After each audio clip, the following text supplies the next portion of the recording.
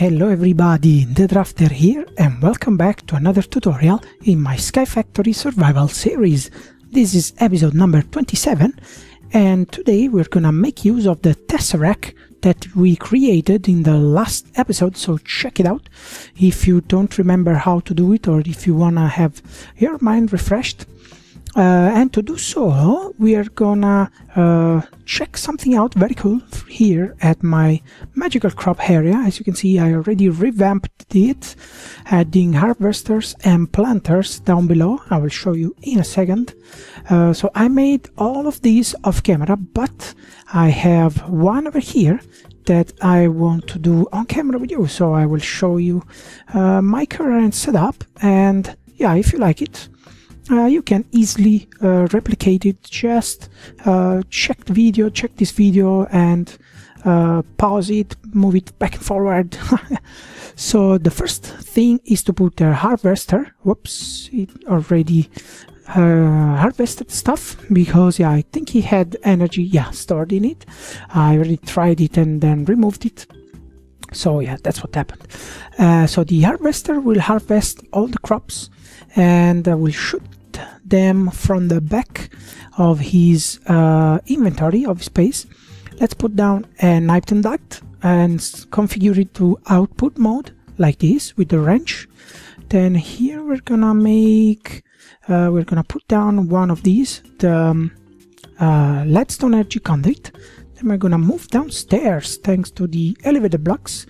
This is a bit messy, I grant you that, but I'm gonna make it prettier by episode 30, where you have the word download, don't worry. So after that, as you can see, I already have lots of these set up in this way. We can put the planter here. Let's check that it's consume stack off, and let's put 9 seeds, 2, 3, 4, 5, 6, 7, 8, 9, so the planter will replant them.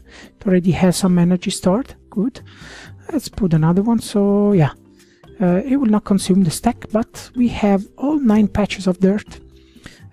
This is a 3x3 area. I like to make it like this, but if you want to make it bigger, just use the correct range increase here in the planter and harvester.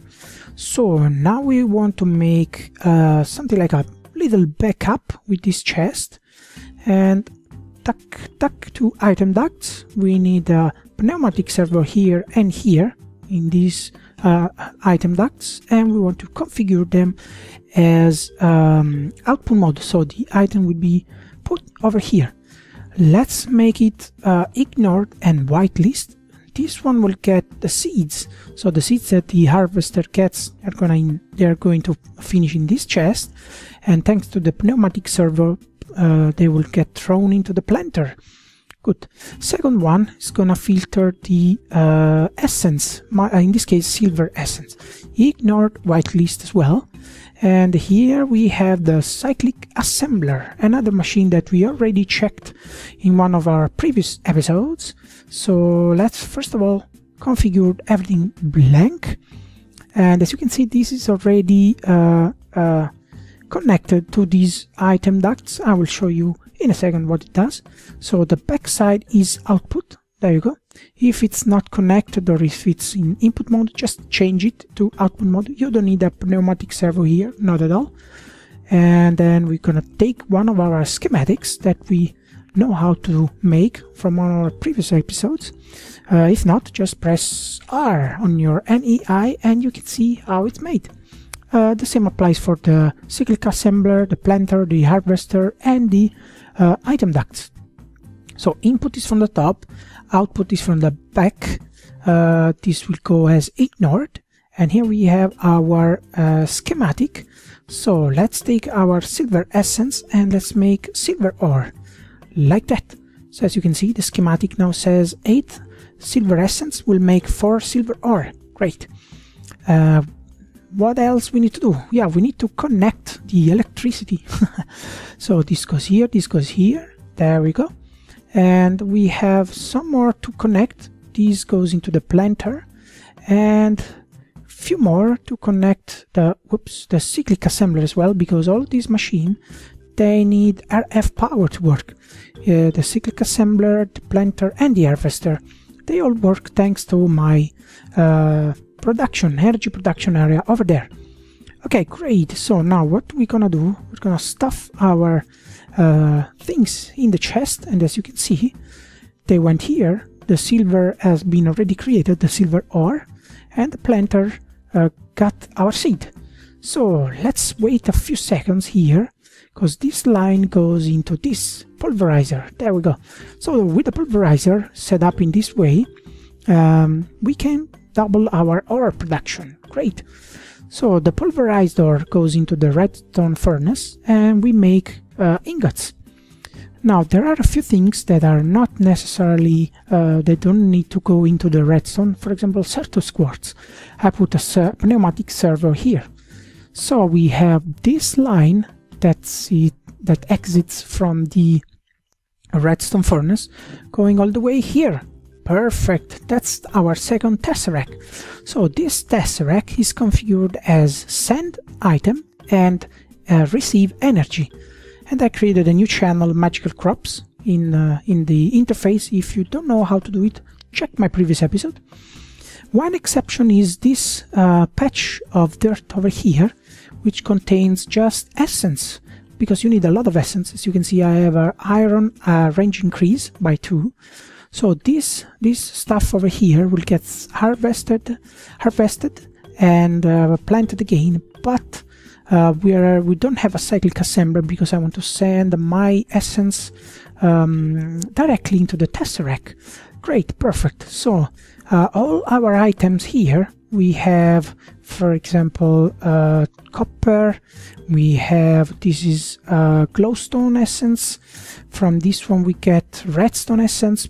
Everything is funneled thanks to the item ducts into the Tesseract.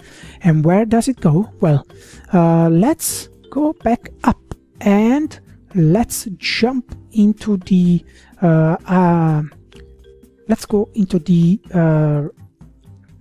Tesseract that receives all our items, which is over here. So this Tesseract is configured as well with the magical crop channel, but item mode receive only and energy mode send only. So you can see I rearranged a bit this area. I made some redstone energy conduit and some resonant energy cell, the biggest energy cell provided by thermal expansion. And this Tesseract gets energy and receives item. The items are sent upstairs into this chest that we can see here. This one is a diamond chest upgraded to obsidian, from the iron chests mod. Very big, and as you can see, this is all the stuff that I got while setting up that area over there. Look at this. This is all automated. You will get this stuff without doing nothing. From now on. Great, so you can go AFK. You will also get wither skeleton skulls. How cool is this? Thanks to the wither essence crop. Dang it. Yeah, check NAI if you want to know how to create the diamond chest. But yeah, now we have all this stuff over here and the MA system over here. So you're asking me, we want to put this stuff automatically into the MA system. How we do it? Let's go over here. There we go. We will create something called an MA precision import bus from Applied Energistics as well. And let's just go and see import bus. You have 3 import bus. The basic one, which move 1 item per tick, so not very useful. Then we have a precision import bus, which is the one we want, and a fuzzy import bus. The fuzzy will move stacks and will also consider the metadata of the item. So we don't need this for the moment because we don't have like used tools that we want to move from here to here. So the import bus, the normal precision import bus will be quite enough. That's our recipe. We want a basic import bus and a basic processor. This is the recipe for the import bus. MA cable interface to iron and sticky piston will give us the basic import. Yeah, interface, that's the recipe. MA cable, conversion matrix, bunch of iron and glass, and that's the recipe for the conversion matrix. We have everything set up in our beloved crafting table. So with this we get the conversion matrix. Let's move to the next one, and we got our MA interface. This is all basic stuff that I also explained something in another episode. So with this one we have our basic import bus, and now let's put the basic import bus here and get our precision bus.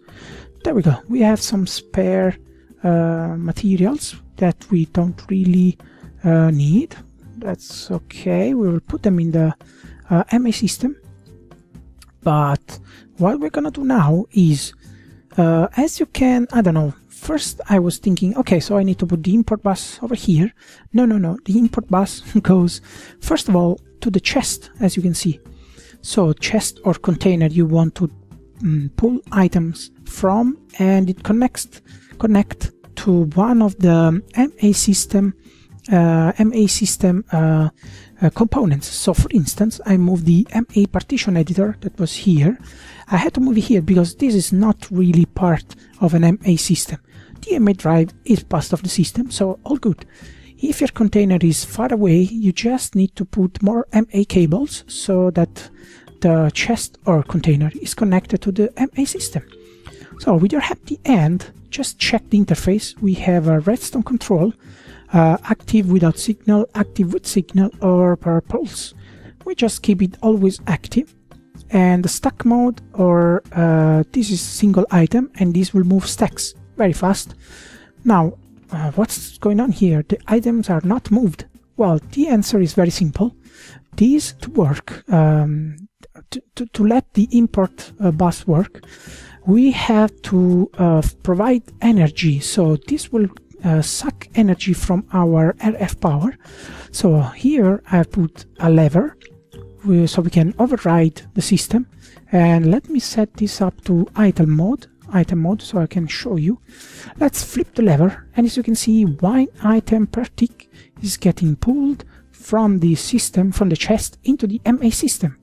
So let's put it to stack mode, and as you can see, very fast all our items are getting stored into the MA drive. And if you don't need, just flip the lever again and you will not consume energy. But again, this is just as put here as a buffer, and this to work need energy into the MA system, and it will consume energy depending of the mode. So single mode will use less energy, stack mode will consume more energy. Yeah, I think this will be all for today's episode, guys. I hope you enjoyed this short but I think very useful setup that you can make with your Tesseract, MA system, and our magical crop area. So all this will be pretty nice by episode 30, where I will provide another Word download so you can get a look by yourself to the setups and all the stuff. And yeah, thank you very much for watching. I hope you enjoyed this episode. If you did, just leave me a like, subscribe to my channel. It will help and keep the series alive. I would really appreciate all the support I'm receiving for this series. That's very cool, and I'm having a lot of fun again. So I hope to see you next time, and I hope you have a good day. Ciao.